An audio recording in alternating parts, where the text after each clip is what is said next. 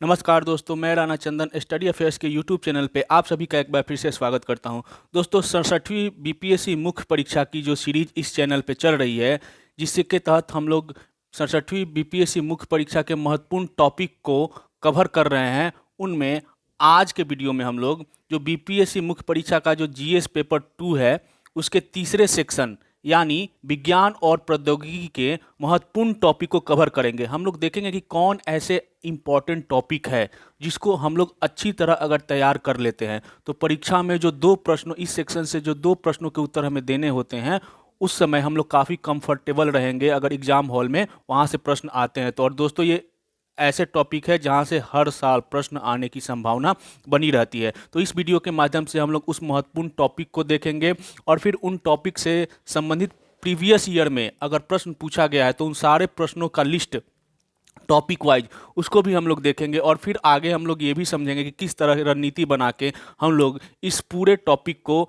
या फिर कुछ नए टॉपिक को ऐड करके अपनी तैयारी को धार दे सकते हैं। तो चलिए दोस्तों, इस वीडियो के अंत तक बने रहिएगा। आगे बढ़ने से पहले बता दूं कि इस वीडियो में इस इस चैनल पे बीपीएससी मुख्य परीक्षा की तैयारी से संबंधित ऑलरेडी 5 वीडियो अपलोड किए जा चुके हैं, उनका लिस्ट आप देख सकते हैं और इन सारे वीडियो का लिंक इस वीडियो के डिस्क्रिप्शन में दे दिया जाएगा। एक चीज़ और बता दूं दोस्तों कि बीपीएससी मुख्य परीक्षा की तैयारी का आंसर राइटिंग से संबंधित टेलीग्राम का जो ग्रुप मैंने आपसे पहले वीडियो में बोला था कि वहाँ पे हम लोग टेलीग्राम के ग्रुप में आंसर राइटिंग प्रैक्टिस करेंगे, तो वो ग्रुप मैंने जनरेट कर दिया है। उसका भी लिंक इस वीडियो के डिस्क्रिप्शन में दे दिया जाएगा। आप लोग उस लिंक से जुड़ जाइएगा, लिंक मैं शेयर कर दूंगा।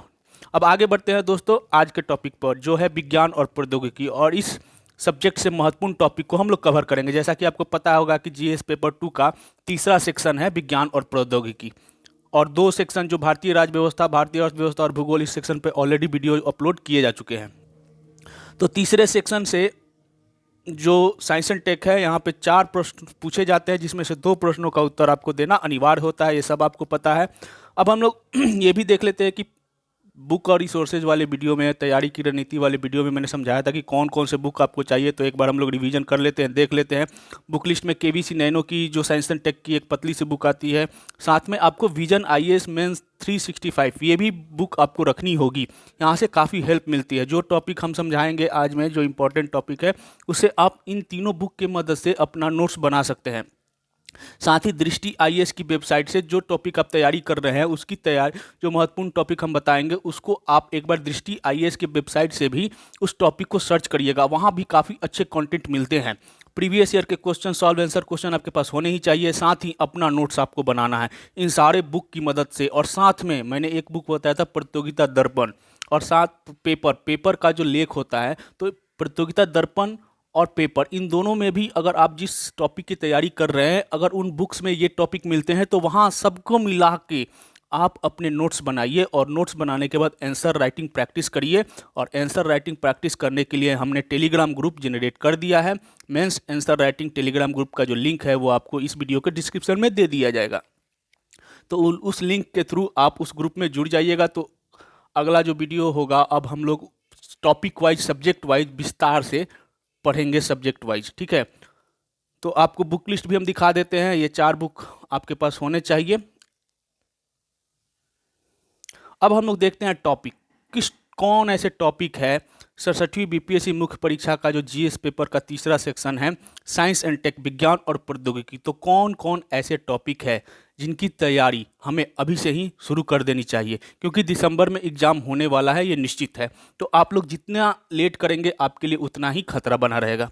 तो हम देखते हैं विज्ञान और प्रौद्योगिकी में कौन कौन ऐसे टॉपिक है जिन्हें हमें तैयारी करनी चाहिए। पहला टॉपिक है अंतरिक्ष एवं अनुसंधान। अंतरिक्ष के क्षेत्र में क्या क्या अनुसंधान हो रहे हैं, इसका इतिहास क्या है, भारत में इसका इतिहास क्या है, वर्तमान में क्या स्थिति है, भविष्य में कौन कौन सी योजनाएं हैं, इसरो किस तरह अंतरिक्ष के क्षेत्र में काम कर रहा है, गगनयान क्या है, मिशन मंगल क्या है, आदित्य L1 क्या है। इन सारे टॉपिक को ना, इस टॉपिक के थ्रू ही ये सारे पॉइंट्स आते हैं। तो अंतरिक्ष और अनुसंधान हमेशा बर्निंग इशू रहता है, और साइंस एंड टेक के मामले में ये काफ़ी हाईलाइटेड है। तो इस टॉपिक को आपको देखना ही, और आगे मैं बताऊंगा कि इस टॉपिक से कौन कौन पॉइंट को आपको कवर करनी है। साथ ही रक्षा और अनुसंधान, जो दूसरा महत्वपूर्ण टॉपिक है डिफेंस से रिलेटेड है, रक्षा और अनुसंधान। जैसा कि आप सभी को पता है, आत्मनिर्भर भारत योजना के तहत बहुत सारे ऐसे रक्षा उपकरण DRDO, HAL के माध्यम से भारत अपने देश में ही उत्पादन कर रहा है। जैसे तेजस हो गया, लाइट एयरक्राफ्ट कॉम्बैट जो है तेजस, उसी तरह ब्रह्मोस, इन सब का भारत स्वदेशी निर्माण के तहत उत्पादन कर रहा है और अब भारत विश्व बाजार में भी इसकी बिक्री कर रहा है। तो रक्षा और अनुसंधान क्षेत्र में विज्ञान और प्रौद्योगिकी से संबंधित प्रश्न पूछे जाते हैं। तो आपको ये भी पॉइंट जो है आगे इसमें किन किन बिंदुओं पे आपको अपने नोट्स बनाने हैं उसको मैं डिटेल में समझाऊंगा। तीसरा जो है ऊर्जा प्रौद्योगिकी, किस तरह जो नवीकरणीय ऊर्जा के तरफ भारत आगे से बढ़ रहा है। अभी जैसा कि ISA, इंटरनेशनल सोलर अलायंस का अभी भारत उसका संस्थापन करता है, भारत और फ्रांस ने मिलकर उसका स्थापना की है। तो किस तरह ISA को भारत प्रमोट कर रहा है वर्ल्ड लेवल पर, एक बहुत बड़ी संस्था की तरह उसे उभारा जा रहा है। तो उसका क्या रोल है, नवीकरणीय ऊर्जा स्रोत खासकर सोलर एनर्जी का भारत का भविष्य क्या है, भारत की चुनौतियां क्या है, भारत ने क्या लक्ष्य तय कर रखा है, इथेनॉल ब्लेंडिंग क्या है। तो बहुत सारे पॉइंट बनते हैं, मैं आगे इसके देखूंगा भी और आप लोग को समझाऊंगा कि किस किस पॉइंट पे आपको महत्वपूर्ण रूप से अपने नोट्स बनाने हैं। उसके बाद ग्लोबल वार्मिंग से प्रश्न पूछे ही जाते हैं, तो आपको इसको भी, ये भी काफ़ी इंपॉर्टेंट टॉपिक है। तो रक्षा एवं अंतरिक्ष एवं अनुसंधान, ऊर्जा प्रौद्योगिकी, पर्यावरण में ग्लोबल वार्मिंग, पर्यावरण से रिलेटेड ग्लोबल वार्मिंग मुख्य है। आपदा प्रबंधन में विज्ञान और प्रौद्योगिकी, और नेक्स्ट जो टॉपिक है प्रमुख योजनाओं में विज्ञान एवं प्रौद्योगिकी। तो इन सारे टॉपिक से ना आपको प्रश्न आते ही आते हैं। आपदा प्रबंधन में किस तरह साइंस एंड टेक्नोलॉजी काम करेगा, या फिर भारत की प्रमुख योजना जैसे आत्मनिर्भर भारत योजना रक्षा के क्षेत्र में, तो इस क्षेत्र में किस तरह साइंस एंड टेक की भूमिका कितनी अहम हो जाती है। ठीक है, जो स्वच्छ भारत मिशन है या फिर नमामि गंगे है, इन सारी योजनाओं को साइंस और टेक्नोलॉजी से जोड़ करके प्रश्न पूछे जाते रहे हैं। तो उस वे में हम लोग को अपना आंसर तैयार करना है, अपना नोट्स तैयार करना है, क्योंकि प्रश्न साइंस एंड टेक में इसी तरह के बनते हैं। और दोस्तों, पिछले 2 साल से एक टॉपिक बना हुआ है कोविड-19, ये भी एक टॉपिक है और महत्वपूर्ण टॉपिक है। 2020 में भी और 2021 में भी, दोनों साल इससे कनेक्ट करके प्रश्न पूछे गए हैं।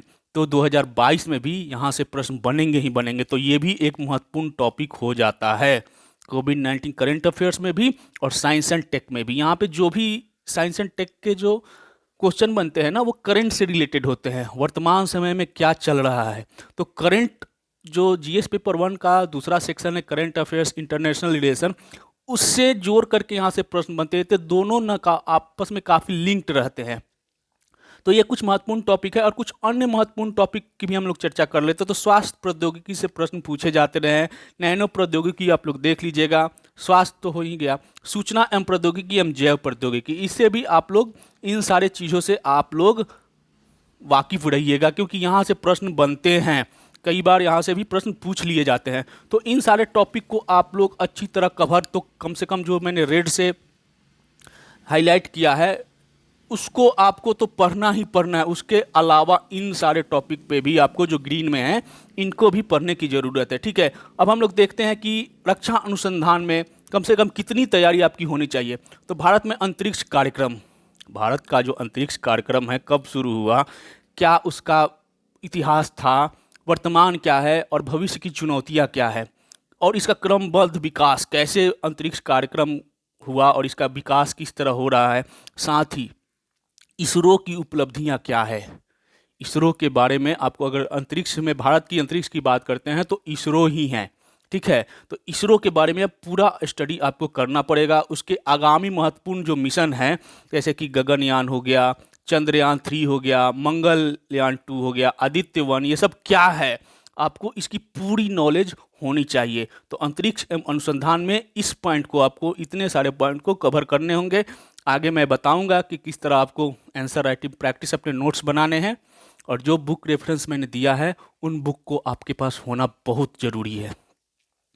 ठीक है, अगला जो पॉइंट है रक्षा एवं अनुसंधान में, तो इसमें DRDO के बारे में, DRDO के बारे में आपको पूरी जानकारी होनी चाहिए। इसकी उपलब्धियां क्या रही है अभी तक, इसके सामने क्या क्या चुनौतियां हैं, साथ ही मिसाइल तकनीक में किस तरह यह काम कर रहा है, अग्नि 5 क्या है, अग्नि 5 मिसाइल क्या है, तेजस क्या है, ब्रह्मोस क्या है, और रक्षा क्षेत्र में आत्मनिर्भर भारत का जो स्लोगन है, प्रधानमंत्री नरेंद्र मोदी जी का जो स्लोगन है कि रक्षा क्षेत्र में भारत को आत्मनिर्भर बना के रहना है, तो इस जो उनकी दृढ़ निश्चय है, इसका भविष्य क्या है और इसके सामने चुनौतियां कौन कौन सी है, और साथ ही मिशन समुद्रयान ये क्या है, इसके बारे में आपको कम से कम इतने पॉइंट पे आपको तैयारी होनी ही चाहिए। बाकी कुछ एक्स्ट्रा ऐड होगा तो आपको मैं उसको अपडेट कराते रहूँगा। आप भी अपने आप को अलर्ट रखिएगा, अगर मुझसे कुछ पॉइंट छूट गई हो तो आप लोग ऐड कर लीजिएगा, ठीक है। ऊर्जा प्रौद्योगिकी में हम लोग बात करेंगे परमाणु ऊर्जा के बारे में, खासकर नवीकरणीय ऊर्जा, इसके बारे में आपको अच्छी तरह जानना है। नवीकरणीय ऊर्जा में भारत की ऊर्जा नीति क्या है, भारत की सौर ऊर्जा नीति क्या है, क्या लक्ष्य है, बढ़ती ऊर्जा मांग, किस तरह भारत में ऊर्जा की मांग बढ़ रही है, ई व्हीकल का भविष्य क्या है, ई व्हीकल के बारे में आपको पूरी नॉलेज होनी चाहिए। भारत की इथेनॉल आधारित अर्थव्यवस्था, इथेनॉल ब्लेंडिंग किस तरह भारत में उभर रहा है, इथेनॉल आधारित भारत की इकोनॉमी क्या है, इसके बारे में आपकी जानकारी होनी चाहिए। जैव ईंधन नीति क्या है, जैव ईंधन नीति 2018 के बारे में, और साथ ही अंतर्राष्ट्रीय सौर गठबंधन ISA ये क्या है, ये क्यों बनाया गया है, क्या इसकी उपलब्धियां रही हैं, भविष्य में क्या क्या चुनौतियां रही हैं, क्या काम किया जा रहा है, तो ISA के बारे में आपको पूरी नॉलेज होनी ही चाहिए, ठीक है। भारत में सौर ऊर्जा उत्पादन एवं भविष्य, सौर ऊर्जा के बारे में तो आपको ऊर्जा प्रौद्योगिकी में सौर ऊर्जा काफ़ी महत्वपूर्ण है। भारत ने 2023 तक क्या लक्ष्य रखा है, 2030 तक क्या लक्ष्य रखा है सौर ऊर्जा में या फिर नवीकरणीय ऊर्जा में, टोटल क्या है, तो आपको पूरा एक, मैं आगे भी आपकी सारे GS पेपर के जो पेपर है ना, सब्जेक्ट है, उस पर आपको हेल्प कराता रहूँगा। लेकिन आपको अपने से भी मदद करनी है। जो बुक लिस्ट, जो रिसोर्सेज मैंने बताई है, जो वेबसाइट मैंने बताई है, वहाँ पे से आपको अपने नोट्स तैयार करने हैं। दोस्तों एक बार फिर से मैं रिपीट करूँगा कि आप कुछ भी पढ़ा नोट्स जाके लिखिएगा, आपको नंबर नहीं मिलेगा। आपको एग्ज़ाम हॉल में अपने नोट्स, एग्जाम हॉल में जाने से पहले हर पॉइंट पे आपका अपना नोट्स होना चाहिए, आपकी लेखन शैली आपकी होनी चाहिए, ठीक है। तो इसके लिए बहुत मेहनत करना है, लेकिन मेहनत करिएगा ना तो उसका फल भी बहुत आपको अच्छा मिलेगा। आगे हम लोग देखते हैं पर्यावरण। पर्यावरण में प्रदूषण क्या है, इस प्रदूषण कितने प्रकार के होते हैं, कारण क्या होता है, प्रभाव एवं उपाय क्या है। अभी कल प्रधानमंत्री नरेंद्र मोदी जी ने गुजरात के केवटिया में लाइफ मिशन की शुरुआत की है। तो आपको वो पर्यावरण से ही जुड़ा है। लाइफ मिशन क्या है मैं अभी ऐड कर देता हूँ कि लाइफ, उसके बारे में आपको जानना है। बहुत बड़ा एक अभियान शुरू किया है नरेंद्र मोदी जी ने विश्व के समक्ष, और ये जब लास्ट COP26 हुआ था उस समय इन्होंने इसकी बात की थी, अब उसे शुरुआत कर दी है कल के डेट में। तो लाइफ क्या है, लाइफ मिशन क्या है, जलवायु परिवर्तन और सतत विकास क्या है, ठीक है। तो पर्यावरण से संबंधित इतने पॉइंट पे आपकी तैयारी होनी चाहिए, आपके नोट्स होने चाहिए, और हर पॉइंट पे आपको 1 से 2 पेज का नोट्स होना चाहिए कि अगर छोटा भी लिखना हो, बड़ा भी लिखना हो, तो उसको आप छोटा बड़ा कर सकते हैं। आपदा प्रबंधन में विज्ञान और प्रौद्योगिकी की भूमिका, इससे प्रश्न हर साल पूछे ही जाते हैं। एक साल बीच करके या हर साल यहाँ से आपदा प्रबंधन का किस तरह से मैनेजमेंट किया जाए, विज्ञान, और जैसे कि कहीं बाढ़ आता है, कहीं सूखा आता है, कभी चक्रवात और तूफान आता है। तो जैसे कि देख रहे हैं कि चक्रवात आने वाला है, पहले अलर्ट नोटिस आपको दे दिया जाता है मछुआरों से कि आप समुद्र किनारे मछली पकड़ने ना जाए। तो ये किस तरह विज्ञान प्रौद्योगिकी और भी आगे काम कर सकती है। साथ ही प्रमुख योजनाओं में विज्ञान और प्रौद्योगिकी ये किस तरह काम करता है। नमामि गंगे में किस तरह विज्ञान और प्रौद्योगिकी का उपयोग करके इसे और सफल बनाया जा सकता है।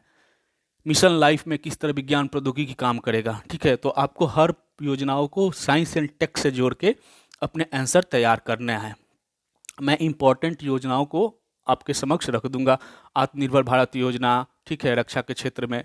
तो ये सारी चीज़ें कोविड-19 से साइंस एंड टेक, विज्ञान और प्रौद्योगिकी में किस तरह कोविड-19 में कारगर रहा है, इस सारे प्रश्न बनते हैं। और 2 साल में मैं आपको ये भी दिखा दूंगा कि किस प्रकार के प्रश्न पूछे गए। आपको स्वास्थ्य प्रौद्योगिकी, नैनो प्रौद्योगिकी, सूचना और प्रौद्योगिकी, जैव प्रौद्योगिकी में खासकर कृषि एवं स्वास्थ्य के क्षेत्र में उपयोग से संबंधित प्रश्न रहेगा। खाद्य सुरक्षा में उपयोग से संबंधित जैव प्रौद्योगिकी से प्रश्न पूछा जा सकता है।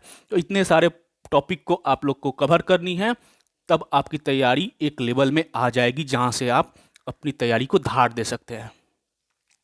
आगे हम लोग देखते हैं कि जो जो महत्वपूर्ण टॉपिक मैंने आपके सामने बताया है, इससे विगत वर्षों में क्या क्या प्रश्न पूछे गए हैं, माने किस तरह से प्रश्नों को घुमा करके पूछा जाता है। तो हम लोग एक एक टॉपिक को देखते हैं। तो सबसे पहले अंतरिक्ष एवं अनुसंधान से संबंधित जो प्रश्न पूछे गए हैं, तो 66वीं बीपीएससी में, 63वीं बीपीएससी में, 60 से 62वीं में पूछा गया है। तो क्या है 66वीं में, यानी पिछले वर्ष जो एग्जाम हुआ था मेंस में, उसमें पूछा गया, वर्तमान में विश्व के अनेक राष्ट्रों के वैज्ञानिकों का एक प्रमुख ध्येय दूसरे ग्रहों पर जीवन की खोज है। भारत के द्वारा अंतरिक्ष के शोध के विकास की विवेचना विशेष रूप से 21वीं सदी में इस ध्येय की पूर्ति के लिए कीजिए। तो भारत का अंतरिक्ष कार्यक्रम और उसके विकास से संबंधित प्रश्न है। इसरो की इसमें अपने आप एंट्री हो जाती है, भारत का अंतरिक्ष विकास और शोध मीन्स इसरो। तो यहाँ से ये प्रश्न बनता है। 63वीं बीपीएससी में पूछा गया, उपग्रहों को अंतरिक्ष में स्थापित करने के क्षेत्र में भारत ने क्या प्रगति की है। एक से अधिक उपग्रहों को एकमात्र एक साथ अंतरिक्ष में भेजे जाने के सकारात्मक एवं ऋणात्मक पक्ष को स्पष्ट करें। भारत के इस क्षेत्र में प्रवेश करने से देश की अर्थव्यवस्था को मजबूत करने में किस प्रकार सहायता मिली है। तो अंतरिक्ष के क्षेत्र में आपको देखना होगा किस तरह भारत काम किया हुआ है। पीएसएलवी के बाद फिर जीएसएलवी, अब एसएसएलवी पे काम चल रहा है। Polar satellite launch vehicle, geosynchronous satellite launch vehicle, अब स्मॉल सैटेलाइट लॉन्च व्हीकल करके आप भारत के अंतरिक्ष के क्षेत्र में विकास और उसके सकारात्मक और नकारात्मक पहलुओं पे आपको चर्चा करनी है। तो ये सारे कुछ आपको हर साल, ये देखिए इसरो से रिलेटेड है, अंतरिक्ष कार्यक्रम से रिलेटेड है, भारत की उपलब्धियों से रिलेटेड है। तो यही तरह के प्रश्न पूछे जाते हैं। 60वीं से 62वीं में क्या प्रश्न था, भारतीय अंतरिक्ष अनुसंधान संगठन डायरेक्ट इसरो की क्वेश्चन पूछ रहा है। यहाँ पे घुमा के प्रश्न था। यहाँ पे इसरो की उपलब्धियों को आप किस तरह देखते हैं, उनके अलग रोमांच लक्ष्य क्या है, तो किस तरह अंतरिक्ष काम करता है। भारत दुनिया में जो इसरो है, अंतरिक्ष के जो एक खुला बाजार है, बहुत बड़ा बाजार है, वहाँ पे भारत आज से कुछ साल पहले कुछ भी नहीं था, लेकिन धीरे धीरे भारत ने ना सस्ते दाम में अंतरिक्ष में अपने उपग्रहों को प्रक्षेपित करना स्टार्ट कर दिया। तो पूरी दुनिया की नज़र भारत पे है।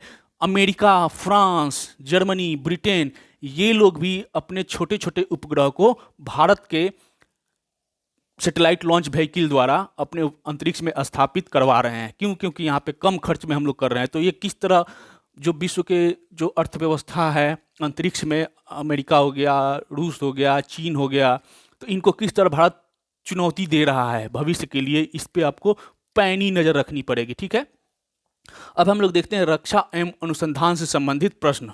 66वीं बीपीएससी में पूछा गया है, मेक इन इंडिया कार्यक्रम के अंतर्गत, देखिए मेक इन इंडिया कार्यक्रम के अंतर्गत भारत ने अपने सुरक्षा निकाय में सुरक्षा आयुधों एवं उपकरणों को राष्ट्र की सुरक्षा के लिए समाहित कर उसमें वृद्धि की है। इस कथन की पुष्टि सुरक्षा अभियांत्रिकी में वैज्ञानिक विकास के आधार पर कीजिए। तो मेक इन इंडिया से जोड़ के आपको ये प्रश्न पूछा गया है रक्षा के क्षेत्र में। तो इसको आपको इस तरह के आंसर वहाँ से पूछे जाते हैं। अब हम लोग देखते हैं ऊर्जा प्रौद्योगिकी में विगत वर्षों में क्या प्रश्न पूछा गया है। तो 64वीं बीपीएससी में पूछा है, 63वीं बीपीएससी में पूछा है, 60वीं 62वीं में, 56वीं 59वीं में, 53वीं 55वीं में। यहाँ 5 साल प्रश्न पूछे गए। 65वीं में नहीं पूछा गया, 66वीं में नहीं पूछा गया। तो इस बार ये प्रश्न बनने की संभावना 100% है ऊर्जा क्षेत्र से। तो क्या है 64वीं बीपीएससी में, विद्युत खपत की बढ़ती मांग एवं लगातार घटते पारंपरिक ऊर्जा स्रोतों के कारण देश वर्तमान में विद्युत ऊर्जा की कमी से जूझ रहा है। इस विकट ऊर्जा खपत मांग को नियंत्रित करने के लिए वर्तमान में विज्ञान एवं प्रौद्योगिकी द्वारा प्रदत्त माध्यमों का विस्तार से वर्णन करें। ठीक है, तो ऊर्जा की जो पारंपरिक ऊर्जा की तरफ से अब गैर पारंपरिक ऊर्जा स्रोतों की तरफ भारत बढ़ रहा है अपनी ज़रूरतों को पूरा करने के लिए। तो इसकी बारे में आपको विवेचना करना है। वही नवीकरणीय ऊर्जा स्रोत हो गया, सोलर एनर्जी हो गया, इथेनॉल ब्लेंडिंग हो गया, वही सारी चीज़ों को मिला के आपको लिखना है। 63वीं का क्वेश्चन है, नाभिकीय ऊर्जा के क्षेत्र में प्रगति हमारे देश के विकास में किस प्रकार से सहायक है, विस्तार से समझाइए। नाभिकीय क्षेत्र से हो गया। नाभिकीय ऊर्जा किस प्रकार से देश की कुल ऊर्जा के उत्पादन के क्षेत्र में सहायक है चर्चा करें।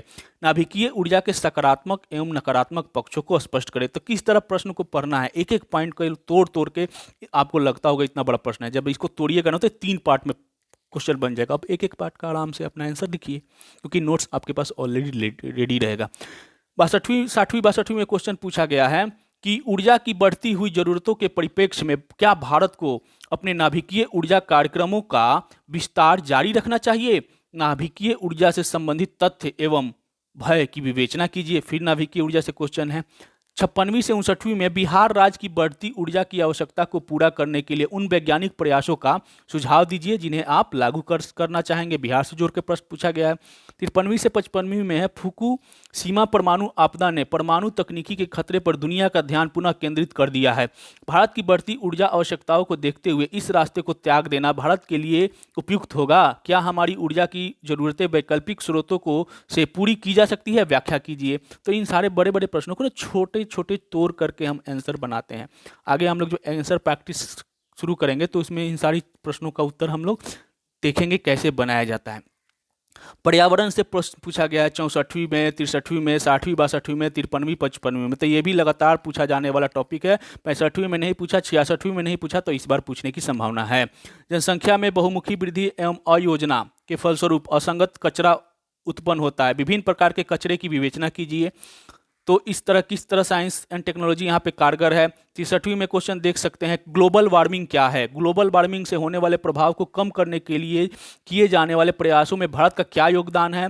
किस निकट भविष्य में पूरा विश्व इस ग्रह के मानव के द्वारा किए जाने वाले गलतियों के कारण पानी में डूब जाएगा? उक्त कथन पर अपने विचार स्पष्ट करें। तो देखिए किस तरह के, मैं बस यही दिखाना चाहता हूँ कि ना प्रश्न कितने डाइवर्सिफाई होते हैं, कहाँ कहाँ से प्रश्न पूछे थे। तो भारत के लिए प्रदूषण गंभीर खतरा बन गया है। 53वीं में भी यहाँ से कूड़ा कचरा से रिलेटेड गंदगी धूल भरी से प्रश्न पूछा गया है। आपदा प्रबंधन में विज्ञान एवं प्रौद्योगिकी, यहाँ से कई बार प्रश्न पूछे गए। 66वीं में, 65वीं में, 53वीं में आप देख सकते हैं यहाँ पे। तो कई वर्षों में हम लोग देखते हैं 66वीं पिछले वर्ष क्या पूछे, विगत कई वर्षों में बाढ़ एवं सूखे की स्थिति ने बिहार राज्य के उन्नयन एवं समृद्धि को लगातार प्रभावित किया है। इस प्रकार के दुर्घटना प्रबंधन में विज्ञान एवं अभियांत्रिकी की भूमिका की विशिष्ट उदाहरण के साथ विवेचना कीजिए। तो बिहार में सूखा एवं बाढ़ हमेशा रहता है। बिहार लगातार बाढ़ एवं सूखे की प्राकृतिक आपदाओं का सामना करता है। ये भी वही क्वेश्चन है। बिहार 53वीं से 55वीं में बाढ़ एवं सूखा, तो ये प्राकृतिक आपदा जो है ना, बिहार से रिलेटेड प्रश्न पूछे जाते हैं, खासकर सूखा और बाढ़। प्रमुख योजनाओं एवं कार्यक्रमों में विज्ञान की प्रौद्योगिकी, यहाँ से देखिए हर साल प्रश्न पूछा गया। 65वीं में, 64वीं में, 60वीं में, 62वीं में, 66वीं में नहीं पूछा है, तो इस बार बनने की संभावना। भारत में मेक इन इंडिया मोदी सरकार द्वारा शुरू किया गया एक प्रकार का स्वदेशी आंदोलन है। इस आंदोलन को गति देने के लिए विज्ञान एवं प्रौद्योगिकी की भूमिका की सोदाहरण विस्तार से चर्चा करें। देख रहे हैं ना किस तरह प्रश्न पूछा गया है। वर्तमान सरकार ने विभिन्न राज्यों में स्मार्ट शहर विकसित करने के लिए प्रयासरत है। स्मार्ट शहर जोड़ के ये प्रश्न पूछा गया। विज्ञान और प्रौद्योगिकी की भूमिका की चर्चा करें। 60वीं में, 62वीं में पूछा गया था उदय उज्ज्वल डिस्कॉम इंश्योरेंस योजना क्या है, और इसमें बिहार किस तरह से उदय से संभावित होगा। ठीक है, तो यहाँ से प्रश्न पूछा गया। अब कोविड-19 जो एक मैंने कहा था बर्निंग इशू है, और इस साल भी यहाँ से प्रश्न बनेंगे। पिछले 2 साल से ये बर्निंग इशू रहा है। 66वीं में भी पूछा गया, 65वीं में पूछा गया, 67वीं में पूछा गया। भारतवर्ष दुनिया का कोविड-19 महामारी से सबसे अधिक प्रभावित दूसरा राष्ट्र है, अमेरिका के बाद दूसरा। इस जानलेवा वायरस के उन्मूलन के लिए केवल सामाजिक दूरी एवं मास्क के प्रयोग के साथ साथ एक तेज टीकाकरण प्रक्रिया आवश्यक है। प्रधानमंत्री द्वारा प्रतिपादित मेक इन इंडिया अवधारणा को दृष्टिगत रखते हुए हमारे राष्ट्र द्वारा कोविड-19 उन्मूलन के लिए उठाई गई गतिविधियों का विस्तार से वर्णन करें। ठीक है, 65वीं में पूछा गया था कोविड-19 की स्थिति के कारण उत्पन्न हुई नौकरियों पर संकट की स्थिति को नियंत्रित करने तथा राष्ट्र के विकास की गति को बनाए रखने के लिए विज्ञान और प्रौद्योगिकी क्या भूमिका निभा सकता है, इस पर विस्तार से चर्चा करें। तो कोविड-19 से 2 साल प्रश्न पूछा गया है। अन्य जो महत्वपूर्ण टॉपिक है वह है स्वास्थ्य प्रौद्योगिकी, नैनो प्रौद्योगिकी, सूचना एवं प्रौद्योगिकी, जैव प्रौद्योगिकी। तो इन सारे टॉपिक को आपको कवर करनी है। मैंने पूरी तरह से डिटेल में आपको बताया कि क्या क्या किस डायमेंशन से प्रश्न पूछे जाते हैं, अगर किसी टॉपिक से कौन कौन से बिंदु पे आपको नोट्स बनाने हैं और किस तरह से प्रश्न पूछे गए हैं। इन सारे वीडियो को देखने के बाद मुझे लगता है कि इस टॉपिक से आपके जितने भी डाउट होंगे वो क्लियर हो गए होंगे। अगर कोई डाउट छूट जाती है तो कमेंट बॉक्स में लिखिएगा, मैं उसे सॉल्व करने की पूरी कोशिश करूँगा।